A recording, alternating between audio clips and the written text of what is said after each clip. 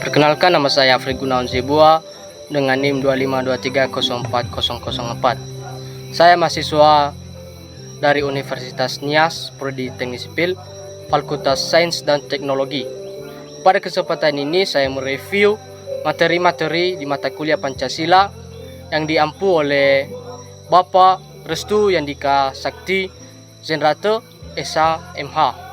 Baik, langsung saja. Pancasila sebagai ideologi negara. Dalam materi ini ada beberapa sumber-sumber Pancasila, yaitu yang pertama, Pancasila sebagai sumber historis. Pancasila bersumber dari sejarah panjang bangsa Indonesia sebelum dan saat kemerdekaan. Nilai-nilai Pancasila telah hidup dalam masyarakat Nusantara sejak lama, seperti ketuhanan, kepercayaan kepada Tuhan dalam berbagai agama dan kepercayaan lokal, kemanusiaan, sikap gotong royong, saling menolong dan menghormati sesama, persatuan, semangat kebersamaan antar suku dan kerajaan, musyawarah, tradisi desa, musyawarah adat, keadilan sosial, pembagian hasil bersama dan kepedulian sosial. Yang kedua, Pancasila sebagai sumber sosiologis. Pancasila bersumber dari realitas sosial dan budaya masyarakat Indonesia. Nilai-nilai Pancasila mencerminkan kehidupan masyarakat Indonesia yang majemuk suku, agama, budaya, menjunjung tinggi kebersamaan dan gotong royong, mengutamakan harmoni daripada konflik. Contoh penerapan sosiologis sila ketiga Persatuan Indonesia mencerminkan kebutuhan masyarakat majemuk untuk hidup rukun. Sila keempat kerakyatan sesuai dengan kebudayaan musyawarah dalam pengambilan keputusan. Sila kelima keadilan sosial mencerminkan harapan masyarakat terhadap kesejahteraan bersama. Makna sosiologis Pancasila lahir dari nilai-nilai yang benar-benar hidup dan dibutuhkan oleh masyarakat Indonesia. Yang ketiga, Pancasila sebagai sumber politis. Pancasila menjadi dasar dalam kehidupan ketatanegaraan dan sistem politik Indonesia. Dalam kehidupan politik, demokrasi Indonesia adalah demokrasi Pancasila, bukan liberal murni atau otoriter. Kekuasaan negara dijalankan berdasarkan nilai kemanusiaan, persatuan, musyawarah, keadilan. Makna politik Pancasila mengarahkan praktik politik agar tidak menyimpang dari nilai moral dan kepribadian bangsa. Argumen tentang dinamika dan tantangan Pancasila sebagai ideologi negara. Pengertian umumnya, yang pertama, dinamika Pancasila berarti Pancasila bersifat hidup dan berkembang, menyesuaikan diri dengan perkembangan zaman tanpa kehilangan nilai dasarnya hambatan. Yang kedua, tantangan Pancasila berarti sebagai ancaman dan pengaruh negatif yang melemahkan nilai-nilai Pancasila dalam kehidupan berbangsa dan bernegara. Yang ketiga, argumen tentang dinamika dan tantangan Pancasila adalah pendapat atau alasan logis yang menjelaskan bagaimana Pancasila tetap relevan, sekaligus bagaimana menghadapi tantangan agar tidak tergores oleh perubahan sosial, politik, dan budaya. Selanjutnya, dinamika Pancasila sebagai ideologi negara. Yang pertama, tidak bersifat statis atau kaku, tetapi fleksibel dan kontekstual. Selanjutnya, nilai-nilainya dapat diterapkan sesuai perkembangan zaman, misalnya dalam demokrasi digital, globalisasi, ekonomi, dan HAM.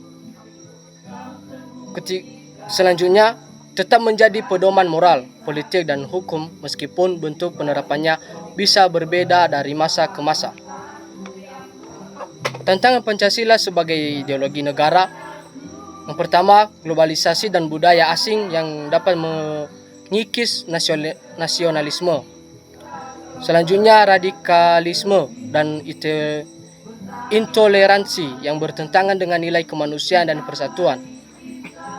Krisis moral dan korupsi yang bermodal keadilan sosial, kemajuan teknologi informasi yang memunculkan di informasi perpecahan. Selanjutnya, tujuan batasan dalam mata kuliah Pancasila.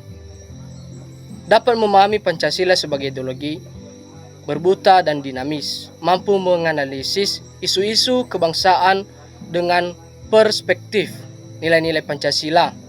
Selanjutnya, memiliki komitmen untuk mengamalkan Pancasila dalam kehidupan pribadi, sosial, dan profesional. Selanjutnya, Pancasila sebagai ideologi negara memiliki 3 dimensi. Yang pertama, dimensi realita, menunjukkan bahwa Pancasila bersumber dan berakar dari realitas hidup bangsa Indonesia. Artinya, nilai-nilai yang terkandung dalam Pancasila bukan hasil pemikiran abstrak atau tiruan ideologi asing, melainkan berasal dari pengalaman historis, budaya, dan pandangan hidup masyarakat Indonesia sendiri. Contoh konkret, yang pertama, tradisi musyawarah mufakat di desa mencerminkan sila keempat.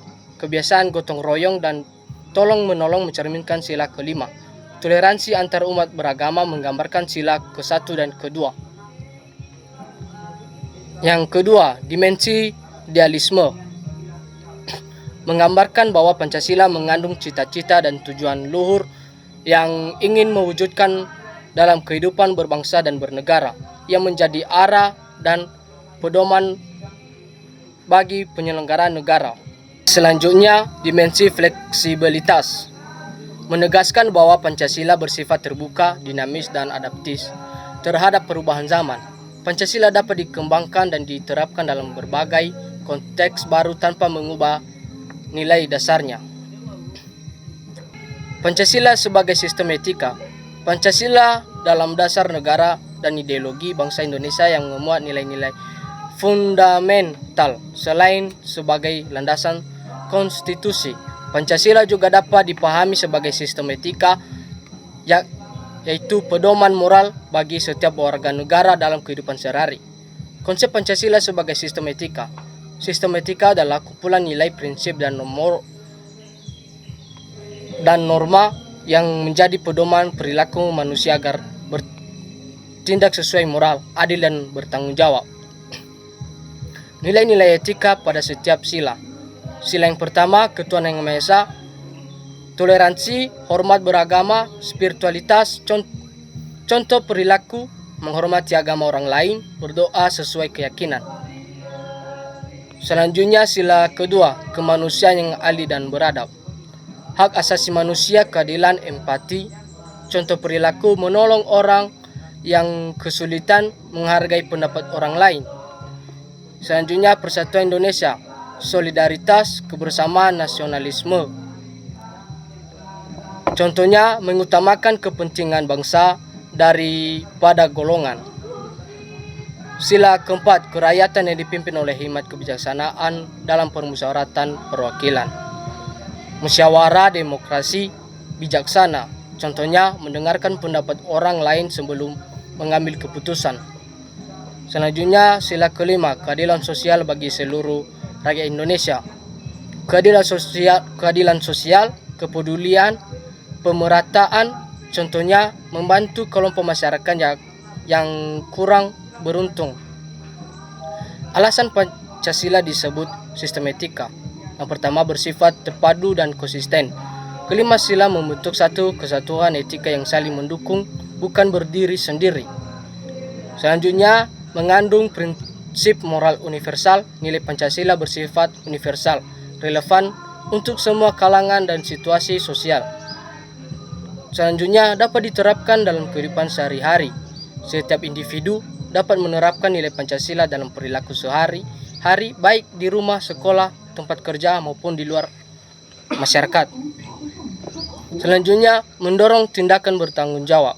Pancasila menekankan tanggung jawab sosial, sehingga setiap tindakan harus mempertimbangkan kepentingan orang lain. Selanjutnya, menjadi sumber inspirasi karakter nilai-nilai Pancasila. Dapat dijadikan dasar pendidikan karakter, menumbuhkan jujur, disiplin, toleransi, dan peduli sosial. Baik, sekian dari review singkat dari saya. Jika ada kesalahan, saya mohon maaf. Saya ucapkan terima kasih. Ya ahobu. Solid.